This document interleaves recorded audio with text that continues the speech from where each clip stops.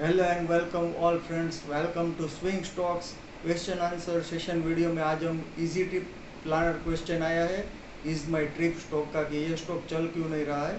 तो अभी 41 पर है। तो पहले भी मैंने राय दी हुई थी कि 37 से 50 की रेंज में घूम सकता है, 49 के ऊपर इसको रेजिस्टेंस मिल सकता है।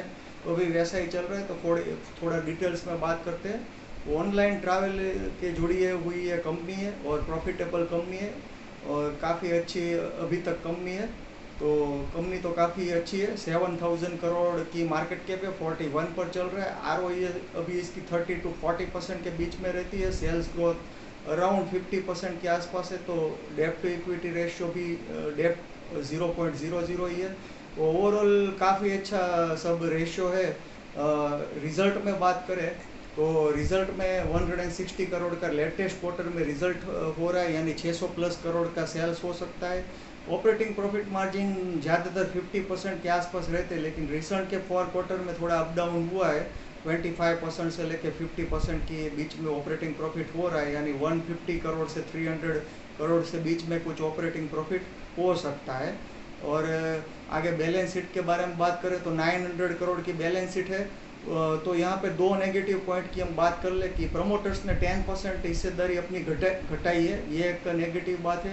दूसरी नेगेटिव बात ये है कि कंपनी का ट्रेड जो रिसीवेबल्स है वो भी थोड़ा ज़्यादा है, 233 करोड़। लेकिन ये बहुत कंसर्न की बात नहीं है, लेकिन ये दोनों बात थोड़ी थोड़ी कंसर्न की बात है, बहुत ज़्यादा कंसर्न की बात नहीं है। बैलेंस शीट जो है वो 900 करोड़ की बैलेंस शीट है। और शेयर होल्डिंग पैटर्न में ओवरऑल अच्छी शेयर होल्डिंग पैटर्न है। लेकिन दूसरी बात करें तो पिछले साल में 2 साल पहले 2.5 लाख ओवरऑल इन्वेस्टर थे। अभी इस साल में 7.5 लाख यानी 750,000 इन्वेस्टर हो चुके हैं। तो बहुत ज़्यादा इन्वेस्टर हो चुके हैं और यहाँ पे टाइम वाइज करेक्शन हो रहा है। तो मेरे ख्याल से यहाँ पे बहुत सारे रिटेलर्स घुस चुके हैं। आप रिटेल पब्लिक शेयर होल्डिंग में भी देखो तो एक ही HNI शेयर होल्डर है जो कि कैपरी ग्लोबल है, दूसरा कोई अभी बड़ा इन्वेस्टर नहीं आया। तो थोड़ा टाइम करेक्शन हो सकता है। प्राइस वाइज बात करें तो इसने अभी तो 37 से 50 के ऊपर थोड़ा जाता है, लेकिन ओवरऑल 49 के ऊपर इसको रजिस्टेंस ही मिल रहा है। और लॉन्ग टर्म में बात करें तो 9 रुपीज़ से बढ़ के 73 रुपीज़ गया था 2021 में। 9 रुपीज़ से 2023 में 73 रुपीज़ तक गया। उसके बाद इसका टाइम करेक्शन चल रहा है। तो जब भी इसमें ब्रेकआउट आता है तो ये 64 रुपीज़ की रेंज है, वो ऊपर हम 73 रुपीज़ में ऐड करें तो 137 का टारगेट आ रहा है, लेकिन उसमें आपको बहुत सारा टाइम लग सकता है। तो थोड़ा टाइम के बारे में बात करें तो टाइम कैलकुलेशन करने के बाद मुझे ऐसा लग रहा है कि इसमें 1 साल अभी भी करेक्शन का टाइम चल सकता है मेरे व्यूज़ के हिसाब से। और वीडियो के आखिर में मैं डिस्क्लेमर को भी दूंगा। तो 49 के ऊपर जाता हुआ टिकता हुआ मुझे नहीं दिखाई दे रहा है। और ऐसा हो सकता है कि एक बार ये सभी का स्टॉप लॉस हिट कर दे 37 का। तो एक नीचे मुझे सपोर्ट दिखाई दे रहा है 33 का। तो वहाँ पे सपोर्ट लेता है कि नहीं वो वहाँ पे ही देखना पड़ेगा। लेकिन एक बार ये स्टॉप लॉस हिट कर सकता है कभी भी। और नीचे एक दूसरा लेवल 33 का लेवल अगर टूटता है तो 16। तो ये मेरी तरफ से दो लेवल अच्छे लेवल होंगे अगर कंपनी में कोई प्रॉब्लम नहीं आता है तो।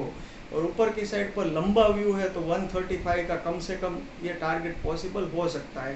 तो अभी 7000 करोड़ मार्केट कैप है, तो 135 रुपीज़ पे 25,000 करोड़ की मार्केट कैप होगी। तो क्या ये पॉसिबल हो सकता है, उसका फंडामेंटल के बारे में चर्चा करें तो अगर ये जो ग्रोथ 50-40% की ग्रोथ से हो रहा है तो आगे भी ये ग्रोथ हो रहा है।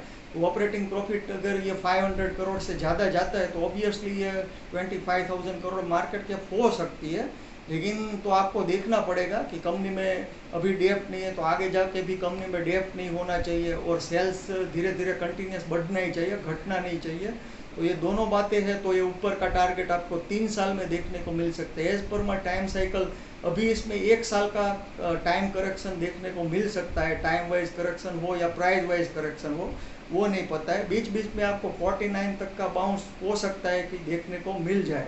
तो आप अगर इसमें स्विंग ट्रेडिंग करते रहोगे, बाय ऑन डिप्स 10% की गिरावट में बाय ऑन डिप्स करके ऊपर 49 का टारगेट लगा के, तो हो सकता है कि आपको बार बार प्रॉफिट होता रहे।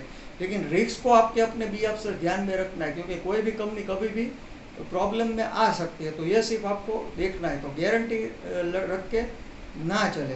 तो ओवरऑल डिस्क्लेमर है भी, जो भी मैंने एनालिसिस की है वो मेरा पर्सनल व्यू है, और ये एनालिसिस गलत भी हो सकती है। तो आप अपनी खुद की एनालिसिस करें, अपना फाइनेंशियल एडवाइजर की सलाह लें और उसके बाद कोई भी डिसीजन लें। और अगर आप मेरे साथ कोई भी पेड रिसर्च पाना चाहते हो, मेरी अपनी रिसर्च कोई स्टॉक की हो, या आपको कोई ऐसा क्राइटेरिया वाला स्टॉक चाहिए, तो मुझे आप 9825681491 पे कांटेक्ट कर सकते हो। Thank you friends.